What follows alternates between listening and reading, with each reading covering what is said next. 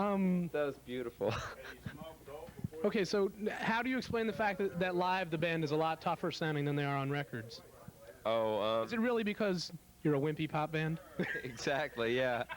You know, in a live situation, we don't have the time and attention we could spend getting wimpy.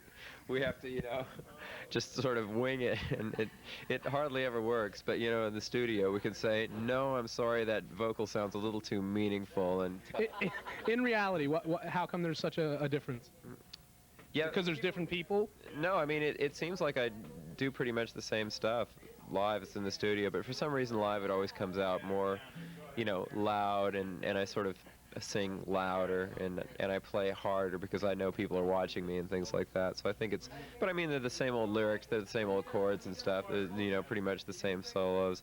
I just sort of feel freer to go overboard because, you're gonna not do it perfect on stage anyway, so you might as well realize that and just go for, the most kind of,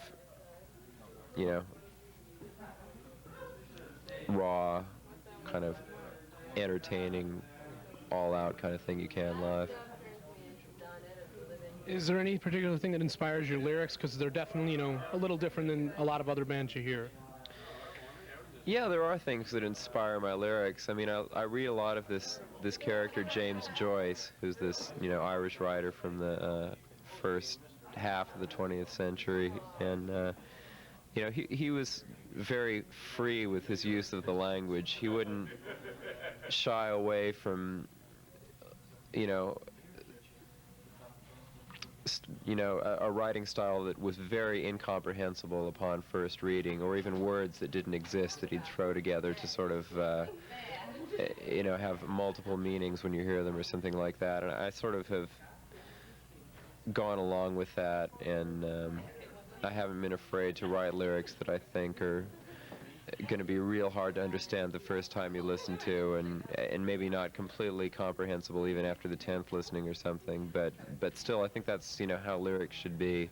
I think they're not, if you write a song that you absolutely understand the first time, chances are that it's too obvious to have been there or something like that. Is that maybe something like Regis Rain? Is that right? Yeah, that was a word that I sort of constructed that way. And I actually dreamed that word. I dreamed these people singing that, Regis Rain business. So, perfect example, yes. So what about writing a song like Finnegan's Wake, where the beginning is the end, and then you can just play the one song all night? So James Joyce. You're familiar with Finnegan's Wake? This is not showboating. Wow. Let me shake your hand here for a moment. Sure, I think, well, he's already done that particular thing, but I kind of am thinking of doing the next album in the same kind of dream state that he wrote Finnegan's Wake in. I mean, it's still going to have melodies and things like that just to get past the record label, but, as much as I can, making it kind of a dreamy experience, like, breaking up the 3-minute song structure a little, like some stuff like that. So, might be some strange stuff on the next one. Since you're a band that's at least seems to be making an existence in the American independent music scene, what do you think about the whole thing with independent bands as opposed to, and that kind of stuff? Well, how so? Just, what do you think of, the fact that there is this underground of bands, if you want to call them an underground, instead of the things, Glass Tiger, etc., that you're hearing on the radio, bands that aren't on the big radio stations but are out there doing it anyway?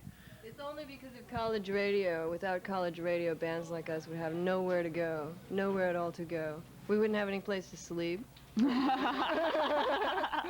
So you sleep at college radio stations? Exactly. They provide little beds for us all across the country.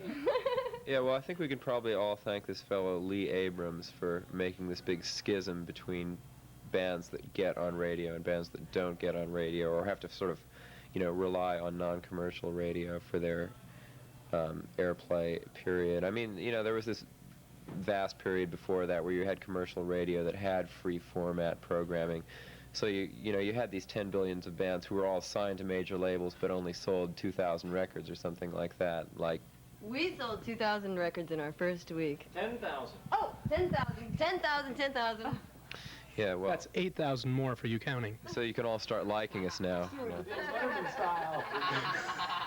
But I mean, yeah, now there is this big, you know, if you sell less than 20,000 or something, you have to be on an independent now or something like that, and get played on college radio as opposed to commercial radio, and you kind of have to have this commercial sound. You have to have, you know, this.